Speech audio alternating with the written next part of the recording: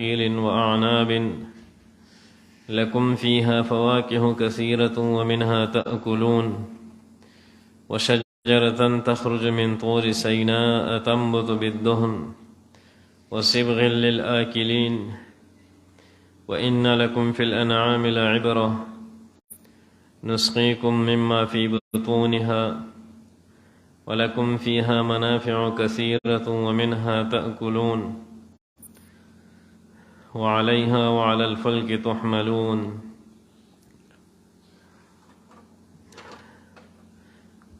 دا آیتون مبارکہ دا اتلسمی سپاری دا سورة المؤمنون آیت نمبر 17 نتر آیت نمبر 22 پورے آیتون مبارکہ دی. پدی آیات مبارکوں کی اللہ جل جلالہ دلائل عقلی بیانی دا پارا دا اثبات دا توحید او دا وحدانیت خپل او دا خپل قدرتنو بیان کی. او پدی گرنبی آیت مبارک کی دویم دلیل عقلی دے.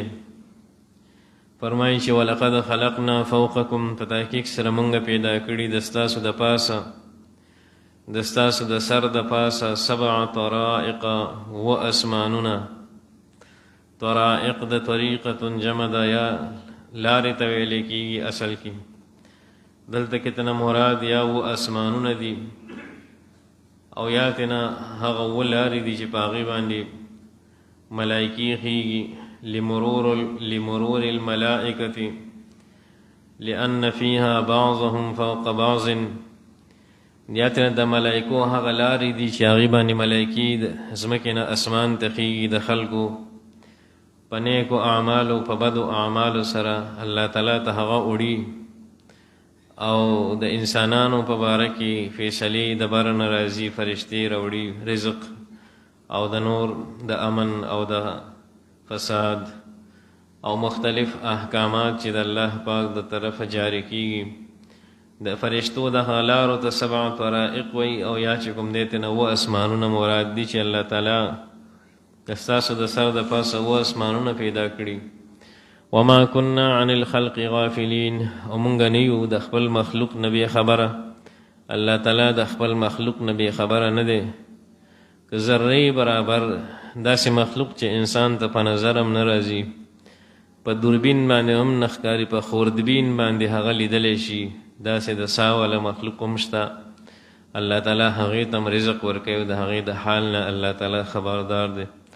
دا غٹ نا غٹ مخلوق نہ ہم اللہ تعالی خبردار دے. دا وڑکی نہ وڑکی مخلوق نہ ہم اللہ تعالی خبردار دے. او صرف خبردار نہ دا آواز موری دا خبر موری دا ضروریات ہم اللہ تعالی پورا کئی. وانزلنا من السماء ماء دریم دلیل عقلی دے.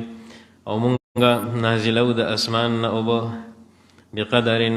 بمقدار ما یکفیکم پا هغه مقدار باندې چې څومره تاسو ته ضرورتي دستاسو د ضرورت مطابق نازلوي. که چېرې الله پاک بحران شروع کړي بیا یې بندوي نه نو انسان به یې څو ورځې برداشت کړي زیات نه زیات هفته به یې برداشت کړي 10 ورځې به یې برداشت کړي اخر به هم په دغه د باران په دې اوبو کې د انسانان ډوب شي او ختم بشي. الله تعالی په مقدار د خاص چې کوم انسان ته ضرورت دی د خپل خاص مقدار مطابق دغه اوبه نازلوي د اسمان نه. فاسکنناه فی الارض او بیا دغه اوبه مونږه سٹور کو په ځمکه کې په ځمکه کې مونږه دا بیا سٹور کو په ځمکه کې دننه کویانو د چینو په شکل کې دغه اوبه الله تعالی محفوظ ساتي. وإنا على ذهاب به لقادرون او دا کوم اوبه چې په ځمکه کې مونږه محفوظ ساتلې دي مونږ دغه اوبو په وچاولو باندې هم قادر یو. په دې هم قادر یو مونږ چې دا اوبه ختمې کړو دا کویان درته وچکو دا چینی ولې درته وچکو نو الله تعالی ذات په دې باندې هم قادر دی. فمن یأتیکم بماء معین الله د ذات نه بغیر بل څوک شته چې تاسو ته ښکلې خوږې اوبه درکړي. فانشأنا لکم به جنات من نخیل واعناب یو نواب چې هغه د شیخ احمد شاه احمد شهید رحمت الله علیه سید احمد شهید رحمت الله علیه سره مقابله ته راوته. سید احمد شهید رحمت الله علیه د سکانو سره جهاد کړو. دغه نواب سید احمد شهید رحمت الله علیه ته وی چې د خپل فوجونه دی واپس کا یعنی ټول به سره د استاد ته مردار شي. نو سید احمد شهید رحمت الله علیه ورته وی چې ما ته خو الله داسې ښیي چې ته به مرې او آخري سکل به دم پیشاب بھی متیازی بس کیوں پیشاب پیتے ہوئے مروگے متیازی بس کیوں مڑکے گے بیا دې مقابلې ته راووتو د شاه صاحب شاه اسماعیل شهید رحمت الله علیه او په جنګ کې د باندې داسې سخته تنده ولګېده چې د سره د اوبو درک نو خپل خادم دی چې متیازې را باندې وسکو چې ما دا تنده ختم شي. متیازې وسکلې او د متیازو نه پس مردار کړی شو قتل کړی شو په هغه جنګ کې بیا دې مړ شو. نو الله تعالی ذات په دې باندې قادر دی چې انسان ته اوبه ختمې کړي نو بیا به خامخا خلک څه کوي د ځناورو متیازې به وڅکي اب هم ختمې شي بیا په دغه تندې حالت کې انسانانو ته مرګ راشي. که الله تعالی دغه اوبه ختمې کړي نو انسان به خامخا ګنده اوبه به مسکي پلیتې به مسکي خپله تنده به ختموي. الله د داسې حالت نه موږ تاسو وساتي. وإنا على ذهاب به لقادرون د دې اوبو په وچولو باندې الله تعالی فرمایي چې موږ قدرت لرو چې وچیږو. او فانشأنا لكم به جنات من نخيل واعناب سلورم دلیل عقلی دی د الله تعالی په وحدانیت او په وجود.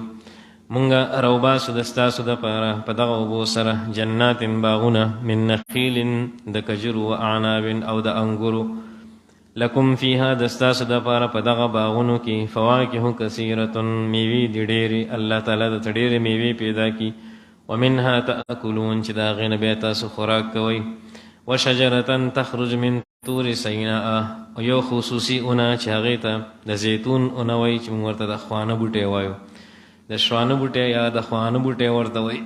شجرة تخرج من طور سیناء هغه مبارکه اونه چې هغه راوځي شجرة مبارکة ورته الله تعالی ویلي په دې سپاره کې به اتلسمه سپاره کې به آیت راشي. الله تعالی د زیتون دی اونې ته شجره مبارکه ویلي مبارکه اونه ورته ویلي. تخرج من طور سیناء چې دا راوځي د کوه تور نه نور ځایونه هم راوځي خو دې ځای کې خاص کوه تور ته اشاره ده چې کوه تور هم د برکت ځای دی. تنبت بالدهن او دا اونه زرغونیږي په تیلو سره د دې نه الله تعالی تیل راوباسي. وصبغ للآکلین او دغه تیل چې کوم دی نو دا خوراک هم دی سالن هم دی شیروا ده للآکلین دپاره د خوړونکو. د زیتون په دې تیلو کې الله ډېر کمالات ایښي دي. زموږ استاد صاحب ډاکټر شیر علي شاه رحمت الله علیه الله تعالی د غریق رحمت کې هغوی به فرمایل چې زیتون تیل د معدې د ټولو بیمارو علاج دی. هغوی به ما داسې اورېدلي چې د زیتون په تیلو کې همیشه دپاره کټوۍ خوړه. سعودي نه چې راغلي په پاکستان کې کم از کم 25-30 کاله بیا پاکستان کې تیر کړو او تر څو چې ژوندی او تر اخره پورې به د زیتون په تیلو کې کټوۍ هغه سالن چې دی نو هغه خوړو. نو استاد صاحب به فرمایل چې دا د معدې د ټولو بیمارو علاج دی او د بدن اضافي چربي چې دی نو هغه په دې باندې ختمیږي او د بدن د دردونو علاج دی او نور په دې کې د دنیا فواید الله تعالی ایښي دي. وان لکم فی الانعام لعبره پنځم دلیل عقلي دا دی چې تاسو دپاره په څاروو کې عبرت دی. څاروو کې لوی عبرت دی انسان چې پې سوچ وکړي. نسقیکم مما مونږ اسکو په تاسو باندې مما فی بطونها د هغې نه چې د دوی په خېټه کې څه دي د خېټو د دننه در باندې اسکو او صفا سوتره پاک صاف پی چې هغې کې د هېڅ قسمه د وینې او د غوشیانو او د ګیا هېڅ قسمه آمیزش په هغې کې نی صفا پاک سوتره الله تعالی د دې د خېټو نه هغه پی راوباسي. ولکم فیها منافع کثیرة د ستاسو دپاره دي په دې څاروو کې فایدې ډېرې. ومنها تأکلون او د دې څاروو نه تاسو بعضې خورئ هم خلک یې حلالوي غوښې خوري او جامې ترې نه جوړېږي او دغه رنګې څادرونه ترې جوړېږي کوټیان ترې نه جوړېږي بوټان ترې نه جوړېږي خیمې ترې نه جوړېږي د دنیا فواید دي پکې. وعلیها په دې څاروو باندې وعلى الفلک او په کشتیو باندې وعليها في البر وعلى الفلك في البحر په دې څاروو باندې تاسو په اوچه باندې وعلى الفلك او په کشتیو باندې تاسو په لونده باندې تحملون سورولی شئ دا الله تاسو ته تابع کړي دا دواړه څیزونه دا اوچې سورلی او د لوندې سورلی الله تعالی تاسو ته تابع کړي دي او دا د الله جل جلاله د قدرت دلایل دي او د الله تعالی د وحدانیت دلایل دي. که الله تعالی دې څاروو ته دا شعور ورکړی چې د انسان تمنو درېږي کله کله چې دغه شي وتریږي او کله کله ناړامي شروع کړي نو بیا خلکو نه چل خطا یې که نه نو دا د الله جل جلاله فضل دی او د الله احسان دی په خپلو بندګانو باندې چې دا مخلوقات او دا کائنات او څه چې په دې کې دي دا د انسان تابع ګرځولي دي. او که انسان خپل ځان وپېژندو خپل رب وپېژندو نو دغه انسان ته به ابدي کامیابي میلاو شي. او که نه د الله د دې ټولو څیزونو نه فایده اخلي او د الله نافرماني کوي نو دغه انسان مجرم دی مختورن دی د الله تعالی او دی به په ورځ د محشر د الله تعالی په در کې په طور مجرم پیش کېږي. الله دې زموږ ستاسو اصلاح وفرمایي. الله تعالی دې موږ او تاسو ته د خپل ذات سره کامل تعلق نصیب. سبحان ربک رب العزة عما یصفون السلام علی المرسلین. الله تبارک وتعالی زموږ د ټولو ګناهونه معاف کړي. نبی علیه السلام د ټولو امتیانو ګناهونه معاف کړي. د ټولو حاضرینو حاضري قبول وفرمایي. الله تعالی د ټولو پریشان حال پریشانۍ ختم کړي. بیمارانو ټول د شفای کامله نصیب کړي. الله تعالی د مجاهدینو مبلغینو د دین د خادمینو مدد او نصرت وفرمایي. الله تعالی د مسافرو حفاظت وفرمایي. مشکلات پریشانۍ ختم کړي.